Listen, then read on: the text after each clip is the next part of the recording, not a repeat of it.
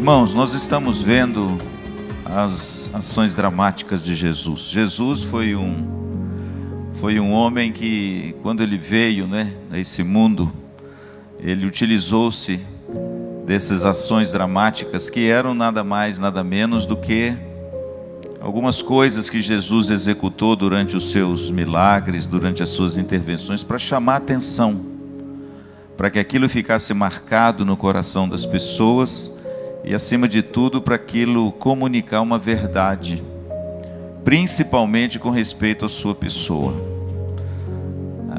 Os evangelhos estão cheios de ações dramáticas de Jesus. Eu quero destacar Marcos capítulo 11 e dizer para vocês que aqui está talvez as ações dramáticas de Jesus mais significativas da Bíblia. E eu vou explicar por quê. Primeiro, porque Marcos capítulo 11 introduz a última semana terrena de Jesus. O texto diz que Jesus, ele entra em Jerusalém. E ele entra em Jerusalém e passa ali uma semana até ser elevado numa cruz. E nessa entrada de Jerusalém, há uma sequência de 3 ações dramáticas, uma após a outra.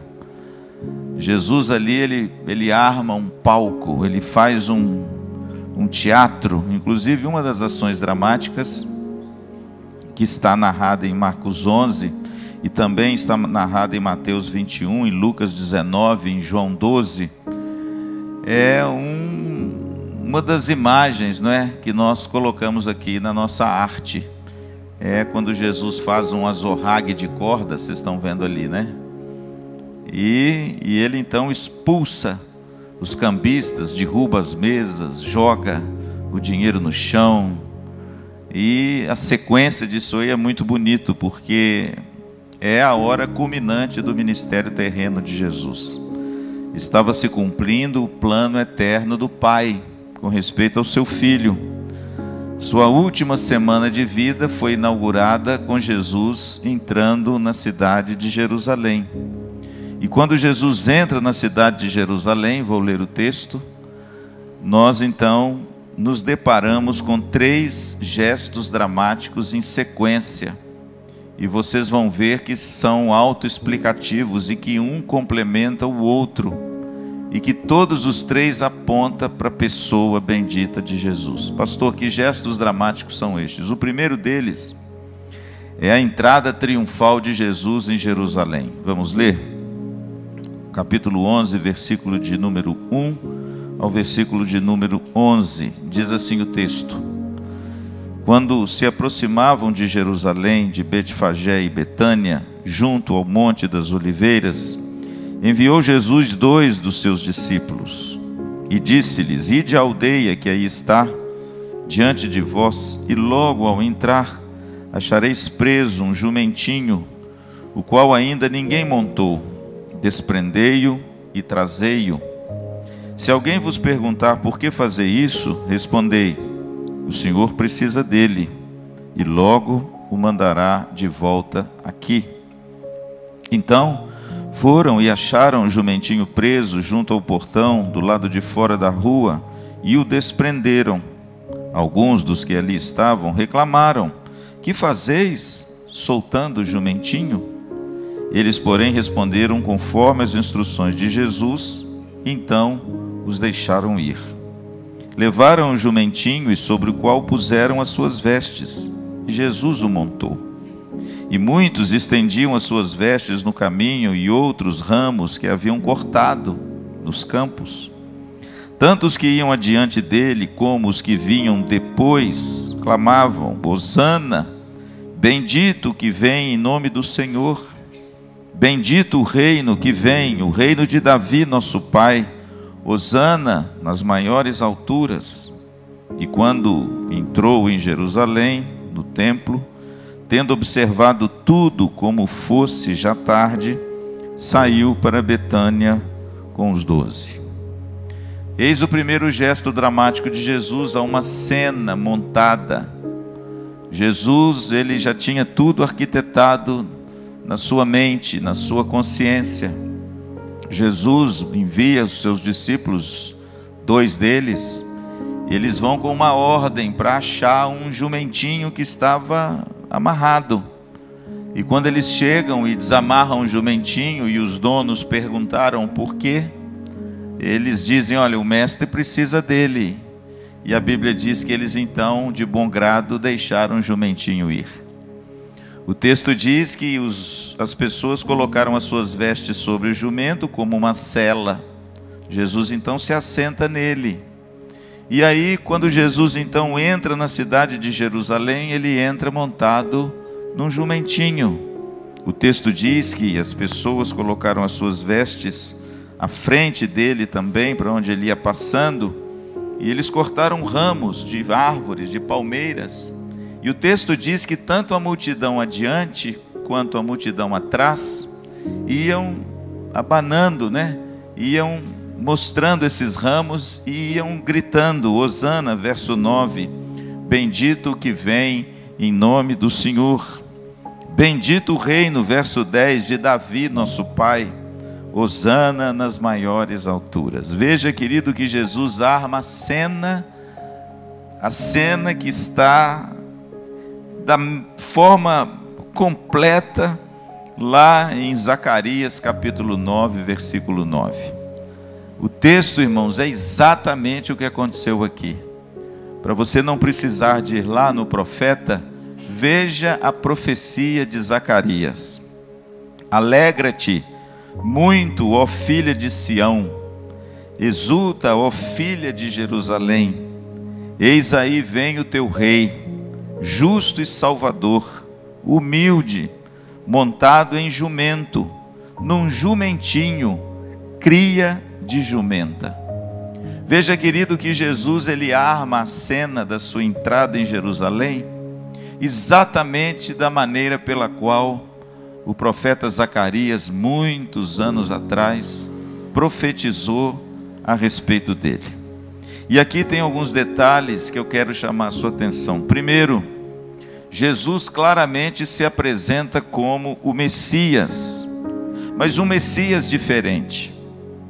Não o Messias que o povo judeu esperava.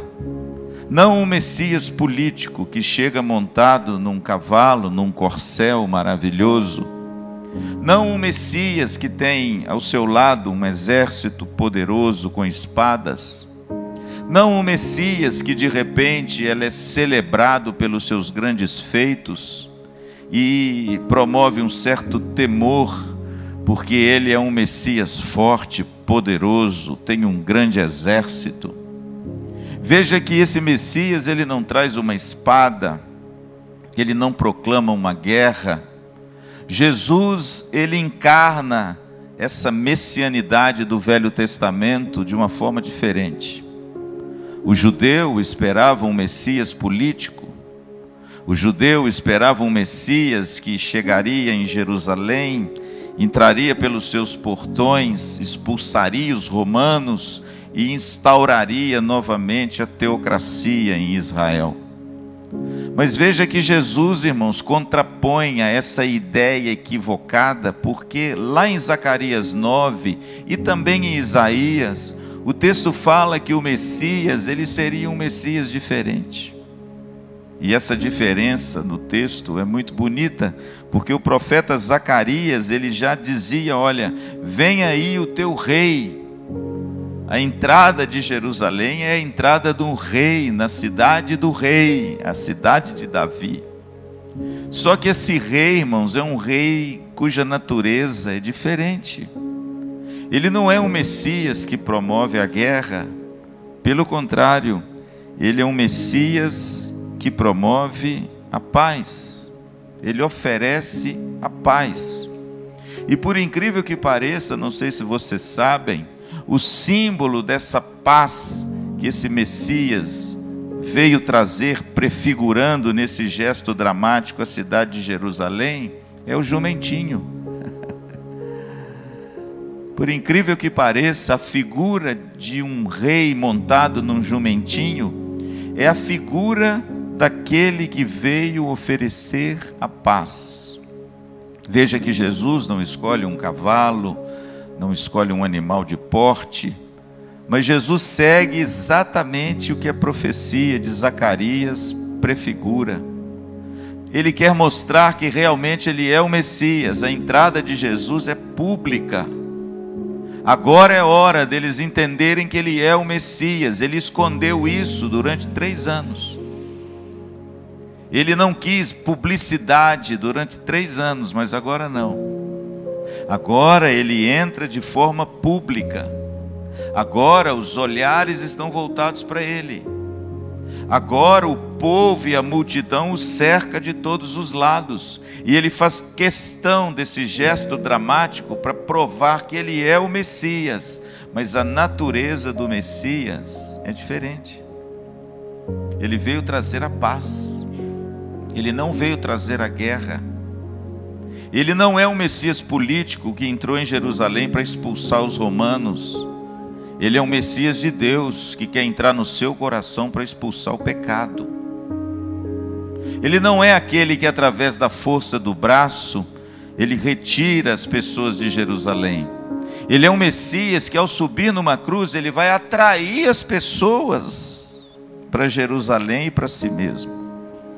Portanto, a entrada triunfal de Jesus no seu primeiro dia, na sua primeira hora da última semana, ela teve, irmãos, um significado profundo. Ele declarou publicamente quem ele era. Ele era o Messias esperado, mas a natureza da sua messianidade é diferente. Ele não seria aquele Messias forte, poderoso e político. Ele seria aquele Messias que forneceria a verdadeira mudança que o ser humano precisa. Não é política. A verdadeira mudança que o homem precisa é no coração. A gente tem que tomar cuidado com isso, irmãos, porque esse ano é ano de eleição, né? Os ânimos talvez vão se acirrarem de novo, não é verdade? De repente, essa polarização, essa polemização que a gente viveu alguns anos atrás, eu vou dizer uma coisa para vocês, irmãos, como é difícil a gente manter a lucidez nisso tudo, né? Como é fácil a gente descambar para um lado e para o outro e começar a atacar uns aos outros por causa de política, não é verdade? Quantas inimizades talvez você conhece alguém que promoveu, porque começou a debater: eu sou de Apolo, eu sou de Cefas, eu sou de Pedro, eu sou de Paulo. E aí, irmãos, ao invés de promover o consenso, a comunhão e a unidade, promove a facção, a divisão, a perseguição. E de repente você rotula o seu irmão com base na preferência política do seu irmão. Jesus, irmãos, veio destronar isso tudo. Jesus não é um Messias político que opta por um partido. Tanto é verdade que quando... irmãos, eu vou te dizer uma coisa, o evangelho é bonito demais, né? Tanto é verdade que quando Jesus, o texto diz lá em Marcos, no capítulo 3, que ele passa a noite inteira em oração, orando a Deus, e quando ele desce do monte, ele escolhe para si os 12. Jesus sabia quem eram os seus, mas se você der uma olhadinha nessa trupe de 12 que ele escolhe, você vai ver que essa trupe, irmãos, era uma trupe eclética. Tinha gente de tudo quanto é jeito, de tudo quanto é partido. Tinha gente que de repente era para o lado de lá e ela para o lado de cá. E Jesus faz questão, irmãos, de chamar perto de si aqueles que talvez politicamente, na época e religiosamente, eram inimigos.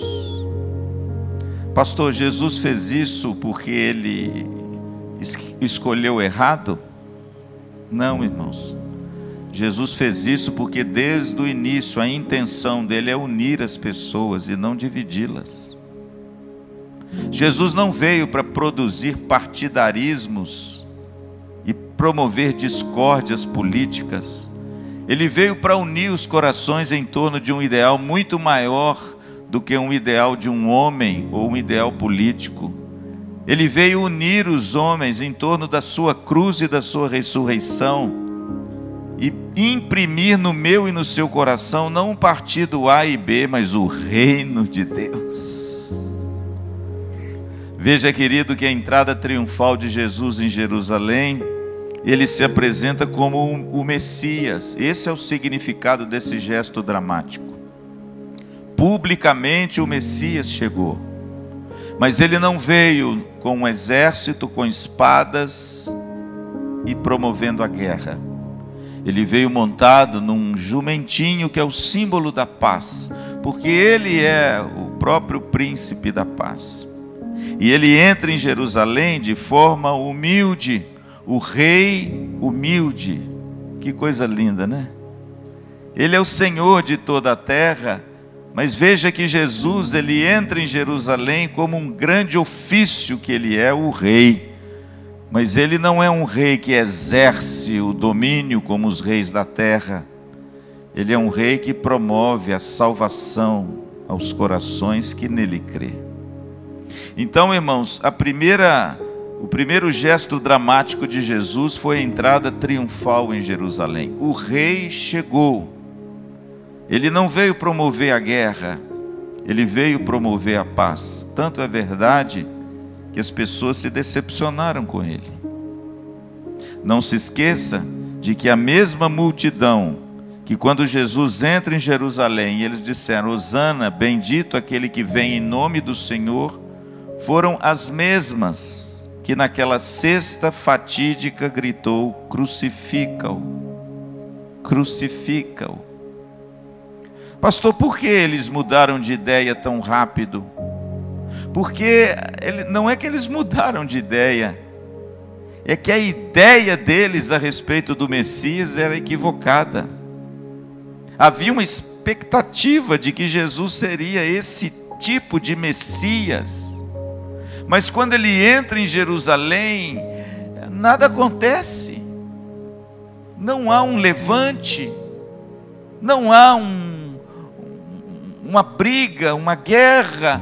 Pelo contrário, esse homem, ele parece que ele só acode as pessoas. Aonde está aquela figura poderosa para de repente extirpar daqui essa raça desses romanos gentios que estão infestando a nossa terra? Eu me lembro, irmão, você quer ver uma coisa? Até João Batista incorreu nesse erro. A Bíblia diz que João Batista estava no cárcere por causa de Herodes e de Herodias. A Bíblia diz que lá no cárcere, João Batista mandou alguém ir até Jesus com uma pergunta esquisita. Qual é a pergunta, pastor? É aquele que haverias de vir ou devemos esperar outro? Pastor, como João Batista faz uma pergunta dessa, se foi ele o primeiro a reconhecer Jesus como o Cordeiro de Deus que tira o pecado do mundo? É porque na prisão, irmãos, no fim da sua vida, sabendo que dali ele não sairia mais, porque já estava decretado a morte de João Batista, foi degolado pelo capricho de uma menina.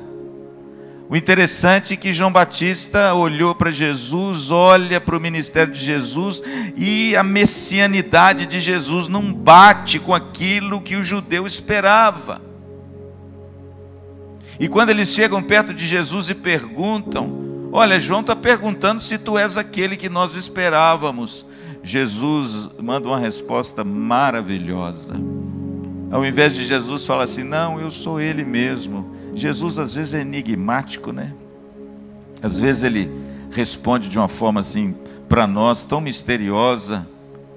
A Bíblia diz que quando os perguntadores de João chegaram, a Bíblia diz que Jesus falou assim: venham ver, os cegos veem, os coxos são curados, os leprosos são purificados, e o evangelho está sendo pregado. Pastor, que resposta esquisita. Por que Jesus responde assim? Porque na realidade Jesus quis mostrar para João Batista que realmente ele era o Messias, porque as credenciais do Messias é a cura, é a salvação, é a restauração. Mas ele quis mostrar que a natureza do Messias de Deus é diferente. Ele não vem de forma política. Infelizmente hoje, irmãos, com o abandono de muitos do Evangelho e da palavra de Deus, nós buscamos um salvador na política. Infelizmente, não é? Por que será que os homens anseiam tanto por um salvador da pátria? Porque talvez desconhecem o salvador da sua própria vida. E buscam em salvadores políticos a solução para os seus problemas. Mas essa, irmãos, é a primeira e grande manifestação dramática de Jesus. E Jesus então, ele entra na cidade de Jerusalém. O Messias veio trazer a paz. Ele chegou. Ele é saudado por todos. Ele veio montado no jumentinho. Ele é o rei que será entronizado na cidade de Davi. Mas fiquem tranquilos, daqui a pouquinho ele vai mostrar que o trono dele não é a cadeira de Moisés. O trono dele é a cruz do Calvário. Olha o que diz o versículo de número 11, porque aqui está o pano de fundo para a segunda ação dramática. E quando entrou em Jerusalém, no templo, tendo observado tudo, como fosse já tarde, saiu para Betânia com os 12. Veja, querido, que Jesus aqui faz algo extraordinário. O texto diz que depois que ele entra em Jerusalém, é saudado pelas multidões, é aclamado como o Messias libertador. Ele entra trazendo a paz e ele vai direto para onde? Para o templo. E o texto diz que quando ele chega no templo, ele dá uma olhada. Isso é lindo demais. A Bíblia diz que ele perscruta. Ele dá uma olhada no templo e os olhos de Cristo captam tudo o que está acontecendo ali. Mas veja que ele não age. Ele apenas observa. Ele apenas olha. O texto diz no verso 11, ele tendo observado tudo. Isso é muito importante, por quê? Porque nada passa despercebido aos olhos de Cristo. O texto diz que Jesus chega no templo e observa tudo. Ele olha tudo o que está acontecendo no templo, mas ele não age. Olha que coisa interessante. O texto diz que ele não age porque já era tarde. E talvez por ser tarde, o gesto dramático que ele faria em seguida não seria percebido da maneira como ele queria. Olha como Jesus arma a coisa. E a Bíblia diz, irmãos, que como se fosse tarde, ele olha para o templo e ele resolve o seguinte: vamos deixar isso para amanhã. E ele se retira novamente para a aldeia de Betânia. Olha o que diz o verso 11, com os 12. Não parece uma coisa meio incoerente? Ele chega em Jerusalém, entra em Jerusalém e logo em seguida ele faz o quê? Ele sai de Jerusalém. Porque a aldeia de Betânia hoje é um bairro, viu, gente? Dentro da cidade de Jerusalém. Claro, Jerusalém cresceu, hoje englobou onde era a aldeia de Betânia. Mas a aldeia de Betânia ficava mais ou menos, à época de Jesus, uns 8 quilômetros do templo. Então, na realidade, Jesus chega, é aclamado, é o gesto dramático que ele queria deixar para as multidões, de que ele realmente era o Messias, mas a natureza do Messias era diferente. E agora ele chega no templo e o texto diz que ele observa tudo, mas como fosse tarde, ele preparou o outro gesto dramático. Ele se retira e vai para a aldeia de Betânia. Não fala para onde, mas eu posso sugerir onde ele foi. Vocês podem sugerir onde Jesus pernoitou? Aonde? Quem morava na aldeia de Betânia que Jesus amava? Quem morava na aldeia de Betânia, que todas as vezes que Jesus ia a Jerusalém, e durante a sua peregrinação terrena ele foi mais ou menos 3 vezes, ele não pernoitava em Jerusalém, mas sempre pernoitava em Betânia. Qual era a família que morava em Betânia e que Jesus amava e ficava sempre na casa deles? Quem? Ah, vocês sabem, né, gente? Vocês estão tímidos, né? É isso mesmo. Certamente Jesus ficou na casa de Lázaro, Marta e Maria, porque era lá que aquela família que Jesus amava morava, e era lá que Jesus pernoitava. Agora veja o segundo gesto dramático, verso 12. No dia seguinte, quando saíram de Betânia, teve fome, e vendo de longe uma figueira com folhas, foi ver se nela porventura acharia alguma coisa. Aproximando-se dela, nada achou, senão folhas, porque não era tempo de figos. Preste atenção nessa expressão. Então lhe disse Jesus: nunca, jamais coma alguém fruto de ti. E seus discípulos ouviram isso.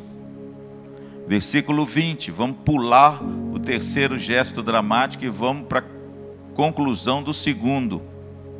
E passando eles pela manhã, já era na manhã seguinte, viram que a figueira secara desde a raiz. Então Pedro, lembrando-se, falou: mestre, eis que a figueira que tu amaldiçoaste secou.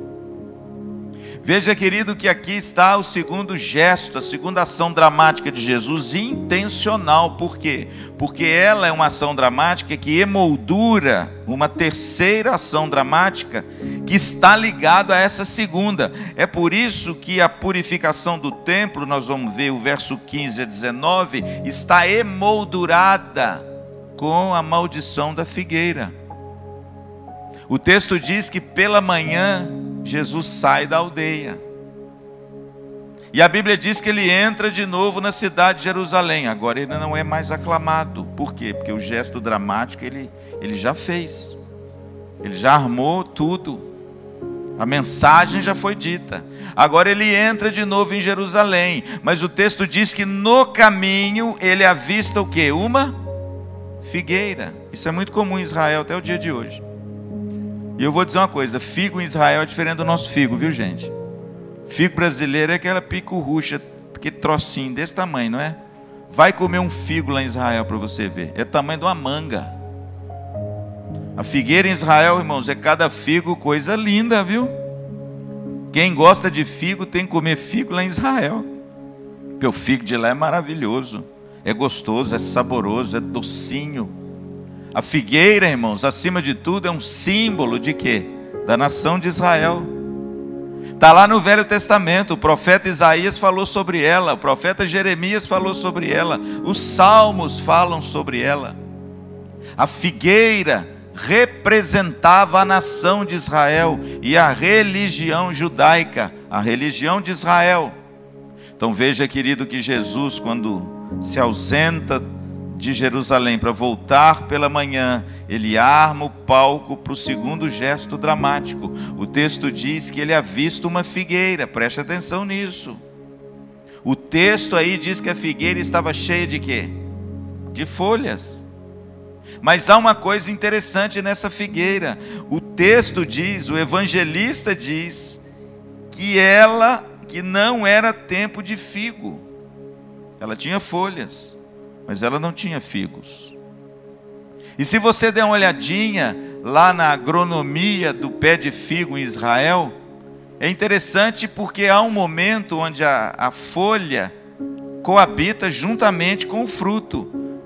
Mas normalmente o pé de figo, quando ele floresce e dá o fruto, ele vem antes de produzir a folha.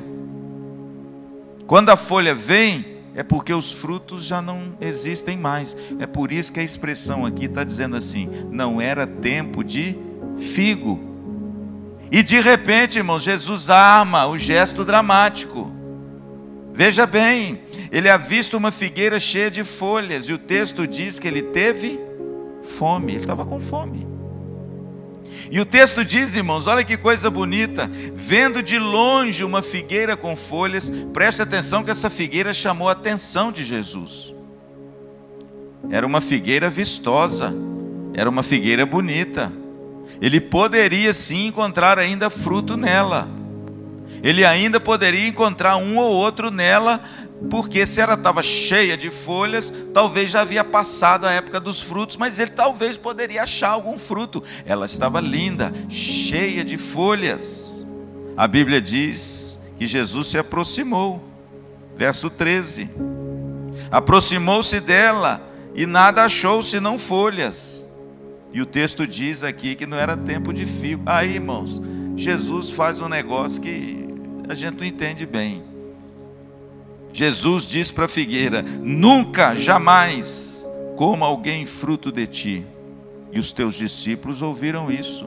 Veja que Jesus, irmãos, lançou sobre a figueira o seu juízo. Aqui ele é o Messias, não mais o Messias como o rei que entra. Aqui ele é o Messias que exerce o juízo. Juízo sobre o quê? Sobre a nação de Israel, mas acima de tudo sobre a religião improdutiva de Israel. A figueira com folhas, irmãos, é uma imagem que Jesus quis imprimir no coração dos seus discípulos de quê? Da religião judaica desprovida de frutos, mas cheia de folhas. Em outras palavras, irmãos, Jesus então olha para aquela figueira, não é porque Jesus tinha ódio de figo, não é porque Jesus era malvado, não é porque Jesus ele estava triste porque estava com fome e não tinha comida para ele. Não tem nada disso não, irmãos. Jesus usou aquela figura da figueira com folhas para mostrar para os seus discípulos como estava a religião da época. Bonita por fora, vistosa, mas não tinha fruto. E deixa eu dizer uma coisa para você: folha não mata a fome de Deus.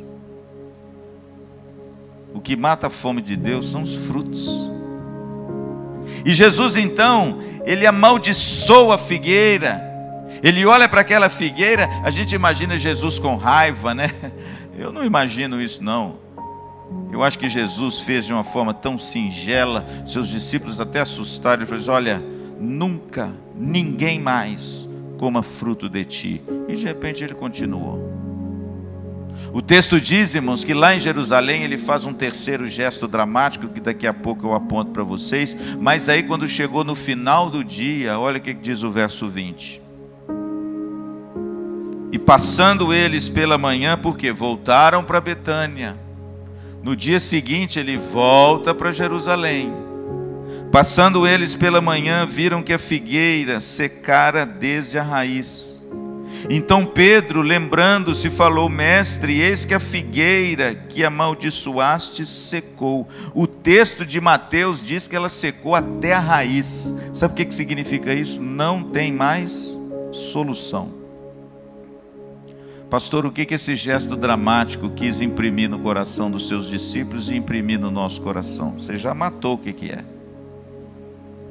A religião de Israel, representado pela figueira, está numa triste condição espiritual. Ela é vistosa, ela vive de aparência, ela tem folhas, ela às vezes até se destaca dos outros, mas ela não tem o primordial, ela não tem o que Jesus espera, ela não tem aquilo pelo qual é uma evidência da verdadeira fé, que são os frutos.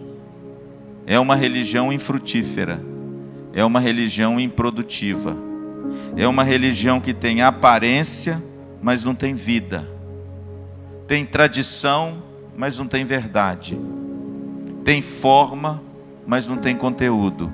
E Jesus usa a figura daquela figueira seca para demonstrar o juízo que viria sobre a nação de Israel se eles não se arrependessem. E ó, o juízo veio. O juízo veio. E aqui, querido, é o segundo gesto dramático de Jesus. Esse gesto tem muito a nos ensinar, né?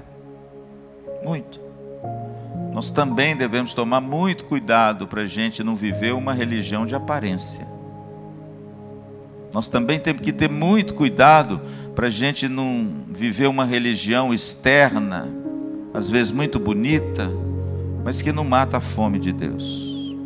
Pelo contrário, Jesus mesmo disse que pelos frutos vos conhecereis. Pode a árvore má produzir fruto mau? Não, a árvore boa produz fruto bom. Pode, porventura, colher-se cardos de videiras? Na realidade, querido, essa figueira é a figura dessa religião superficial, cheia de aparatos, mas que de repente não tem a realidade viva da fé que produz fruto para a glória de Deus. Amém? Esse segundo gesto dramático, Jesus se apresenta não mais como um rei. Agora ele é o juiz. Ele é o Messias que veio exercer o juízo. Ele tem o direito e o poder de exercer esse juízo. E a figueira seca, ela demonstra o poder desse rei que veio para também julgar naquele glorioso dia.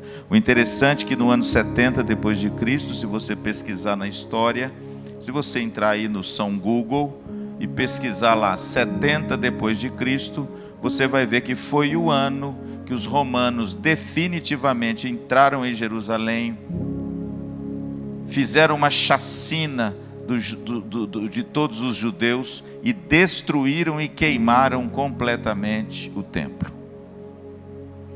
A figueira, 70 anos antes, prefigurada por Jesus, nessa religião judaica que rejeita o Messias, que é cheia de aparência, mas não tem fruto, ela no ano 70, o juízo definitivamente veio sobre ela. E o povo judeu se espalhou para todas as terras. O interessante, irmãos, que Jesus então, em sequência, ele fala desse gesto dramático, falando dessa religião improdutiva e do perigo que às vezes nós corremos também, de cultuarmos uma fé tão superficial, tão de aparência, uma fé tão estética, tão bela por fora, mas às vezes sem o fruto que Deus quer. Talvez essa tenha sido o maior embate de Jesus com os fariseus. Jesus diz que por fora eles eram belos, mas por dentro eles eram como sepulcros caiados, cheios de podridão e cheios de mau cheiro. E nós tenhamos o cuidado, irmãos, para que esses frutos maravilhosos do Espírito Santo sejam produzidos na nossa vida, amém? E esse fruto mate a fome de Deus. O texto diz então, que quando Jesus no verso 14 amaldiçoa a figueira, logo em seguida, Jesus se prepara para o seu terceiro e último gesto dramático. Aí tem a ver com o segundo. Se a figueira representava a religião e a nação de Israel, e essa religião estava infrutífera e improdutiva, agora Jesus exerce o seu juízo sobre o templo. Olha o que ele faz. Versículo 15 ao versículo 19 eu termino. E foram para Jerusalém. Entrando ele no templo, passou a expulsar os que ali vendiam e compravam. Derrubou as mesas dos cambistas e as cadeiras dos que vendiam pombas. Não permitia que alguém conduzisse qualquer utensílio pelo templo. Também os ensinava e dizia: não está escrito, a minha casa será chamada casa de oração para todas as nações. Veja que Jesus cita Isaías 56 e Jeremias capítulo 7. Vós, porém, a tendes transformado em covil de salteadores. Verso 18. E os principais sacerdotes e escribas ouviam essas coisas e procuravam um modo de lhe tirar a vida, pois o temiam, porque toda a multidão se maravilhava de sua doutrina.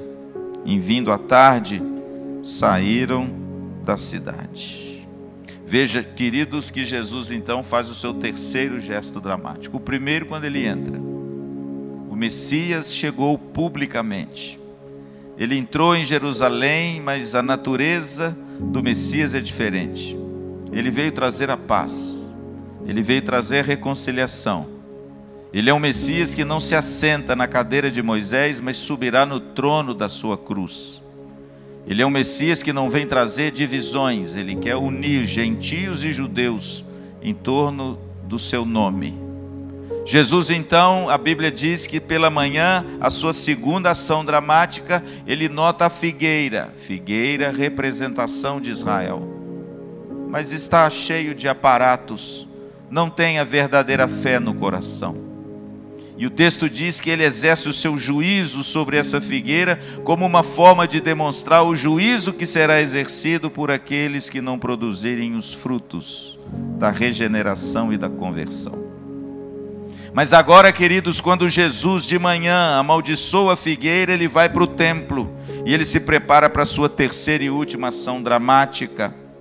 A Bíblia diz que quando ele entra no templo, ele sabia muito bem o que ele ia fazer. Por quê? Porque no verso 14 ele já olhou e viu tudo o que estava acontecendo. Ele já tinha no coração tudo armado para que no outro dia o terceiro gesto dramático seria realizado à vista do povo. E o texto diz que quando Jesus chega então, primeiro, a Bíblia diz que ele expulsou os que ali vendiam e compravam. Aqui cabe uma explicação rápida.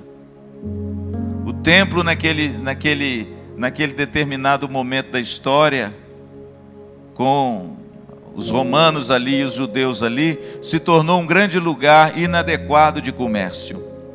Os animais que eram trazidos pelas pessoas durante a festa da Páscoa, não se esqueça que essa terceira entrada de Jesus se deu na festa da Páscoa. Os peregrinos estavam chegando em Jerusalém com as suas ofertas, talvez com seus animais, mas veja o que aconteceu naquela época. Os sacerdotes que tomavam conta de todo o comércio, sacrifícios e culto no templo, eles não permitiam que esses animais eram usados, somente os animais que eles destacavam. E eles então faziam um sistema de escambo, de troca desses animais, e logicamente as pessoas tinham que pagar mais dinheiro pelos animais que os próprios sacerdotes entregavam e ofereciam a essas pessoas. O texto diz no versículo de número 15, que Jesus passou a expulsar os que vendiam e compravam. Era um escambo que eles faziam, trocando qualquer animal que entrasse no templo, que viesse de fora, pelos animais dos próprios sacerdotes, para que eles pudessem ganhar dinheiro. E Jesus então, irmãos, quando vê aquele comércio sendo feito, o texto diz que ele expulsa aquelas pessoas. Veja bem no texto que ele fala que ele derruba as mesas dos cambistas. O que significa isso? Significa que toda moeda utilizada no templo para compra, para qualquer tipo de sacrifício, tinha que ser a moeda de Israel. E ali vinha pessoas de todas as partes.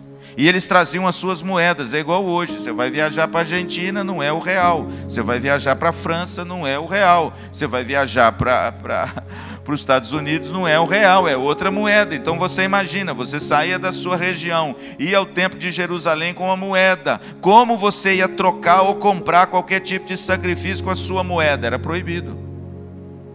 Você vai a Foz do Iguaçu para querer ir na Argentina, você tem que ir nas casas de câmbio, não tem? Você tem que trocar a sua moeda. Irmãos, vejam o que esses homens fizeram no templo de Jerusalém. Eles colocaram dentro do templo, no chamado pátio dos gentios, um lugar onde deveria ser aberto para que o gentio conhecesse a Deus. Eles colocaram várias mesas de cambistas. Para quê? Para trocar dinheiro.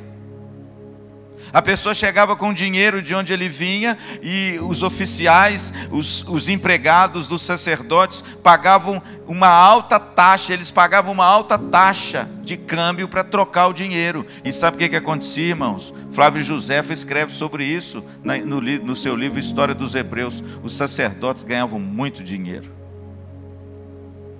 Porque logicamente, irmãos, a taxa de câmbio eram preços abusivos e eles traziam seus dinheiros e trocavam naquele lugar. Isso enriquecia o sacerdote. Você entende porque lá no versículo de número 18 o texto diz que eles queriam matar Jesus. Pastor, por que os sacerdotes, vendo aquilo, queriam matar Jesus? Porque mexeu no bolso do Salim. E quando mexe no bolso, irmãos, o sujeito fica o bicho. Jesus chega, irmãos, e acaba com o negócio. Tem uma outra coisa que Jesus fez aqui.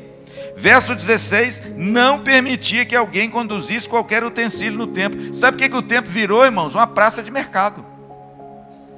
Dentro do templo tinha uma praça de mercado cheia de utensílios para serem vendidos, para de repente fazer parte do culto, ou você celebrar a Páscoa no templo de Jerusalém. Em outras palavras, irmãos, imagina uma feira aqui em Maringá, bacana, daquelas cheia de barraquinha. Isso tudo estava acontecendo dentro do templo de Jerusalém. E quando Jesus chega, irmãos, o zelo dele pela casa do Pai o consumiu. E ele então, irmãos, faz esse gesto dramático. Por quê, pastor? Porque se na figueira a religião de Israel estava infrutífera, dentro do templo a religião de Israel estava corrompida. Vê como um complementa o outro? Vê como Jesus arma tudo para demonstrar a triste condição espiritual que se encontrava o seu povo, os religiosos do seu tempo. E ele arma todo esse teatro para que isso pudesse ficar impresso no coração dos seus discípulos e a sua mensagem pudesse ser fixada até os dias de hoje no nosso coração. Jesus purifica o templo, queridos, porque a religião de Israel estava corrompida. Os líderes religiosos estavam angariando muito dinheiro com o negócio do templo. Engraçado, hoje não tem isso não, né? Veja que assim como a figueira tem uma aplicação muito bonita para os nossos dias, nos alertando do cuidado de não seguirmos a Cristo de forma descompromissada, apresentando os frutos, da nossa vida para que mate a fome de Cristo. Também nós temos que ter cuidado, irmãos, para que a nossa religião não seja corrompida por negócios e a gente não use a fé como uma fonte de renda e a gente não explore as pessoas angariando com isso lucro desonesto. Foi isso que Jesus fez. O texto diz que ele fez um azorrague de cordas, é aquela imagem mesmo. E a Bíblia diz que ele começou a jogar tudo pelo chão, espalhar o dinheiro, espalhar as mesas, afugentar o povo. E ele então cita, como eu disse para vocês, o profeta Isaías e o profeta Jeremias. De Isaías, Jesus diz o seguinte: a minha casa será chamada casa de oração para todas as nações. Ou seja, o pátio dos gentios, um lugar onde o templo estava aberto para que aqueles que viessem sem conhecer o Deus de Israel o conhecessem, se tornou num covil de salteadores. A casa de oração para alcançar as pessoas estava virando uma casa de comércio. E de Jeremias ele cita, de Jeremias capítulo 7, ele cita o outro verso: vós, porém, a tendes transformado em um covil de salteadores. Jeremias capítulo 7, versículo de número 11. E é por isso, como eu disse, no verso 18, que o texto termina dizendo que os principais sacerdotes e os escribas ouviam essas coisas e procuravam o modo de lhe tirar a vida, mas eles não conseguiam. Por quê? Porque a multidão, irmãos, estava encantada com o que Jesus ensinava e com o que Jesus fazia. Verso 19: em vindo à tarde, saíram da cidade. E aí, você sabe o que acontece? Pedro se espanta com a figueira que secou até a raiz. 3 gestos dramáticos em sequência. Bacana, né? Jesus, à semelhança dos profetas do Velho Testamento, ele teatraliza o seu ensino e principalmente quem ele é. Agora olha que coisa bonita. Jesus entrando em Jerusalém é a figura do rei. É o Messias que é agora introduzido como o grande rei na cidade do rei, a cidade de Davi. Veja que com a figueira, a maldição da figueira, o Messias agora é o juiz, que executa o juízo àqueles que não produzem o verdadeiro fruto, fruto da verdadeira conversão. Então, na maldição da figueira, Jesus agora é o juiz, e ele virá, e ele julgará a terra. E Ele julgará todos nós, viu, irmãos? Não se iludam. Todos nós compareceremos perante o tribunal de Cristo. E olha que coisa linda, com a purificação do templo, o Messias é o sumo sacerdote, é aquele que cuida e zela da casa do Pai, é aquele que abre a casa em reconciliação de Deus para o homem. Veja os ofícios de Cristo prefigurados nas suas ações dramáticas. Jesus é o Rei que virá, amém. Jesus é o justo juiz, que quando Ele vir, Ele julgará a terra, e julgará as nossas obras, se realmente foram obras dignas do arrependimento. Mas Ele também, irmãos, é o nosso sumo sacerdote, zeloso pelas coisas de Deus, que intercede por nós e purifica a verdadeira religião, para que nós nos apresentemos diante de Deus com as mãos limpas e com o coração puro. Amém? Coisa linda, irmãos, são esses 3 gestos dramáticos. Que Jesus nos encontre com fruto. Que você e eu possamos matar a fome de Cristo. Que a nossa vida produza o fruto digno de arrependimento. Que Jesus encontre em nós uma religião genuína, verdadeira. Que o nosso relacionamento com Ele não seja fundamentado na corrupção do nosso coração. E que a gente não use as coisas de Deus para benefício próprio, para angariar lucro, para de repente enganar as pessoas, para de repente espoliar as pessoas. Tanta gente, irmãos, hoje está sendo enganada por tantos, que em nome de Deus tem enriquecido seus cofres, tem endinheirado nas suas causas, a troco dessa fé ingênua de tantos. Tomemos cuidado, irmãos, para que a nossa casa, e agora eu digo o templo do Espírito Santo, que somos nós, não seja uma casa infrutífera e não seja uma casa corrompida. Amém? Deus te abençoe muito. Deus aplique essa palavra ao seu coração em nome de Jesus.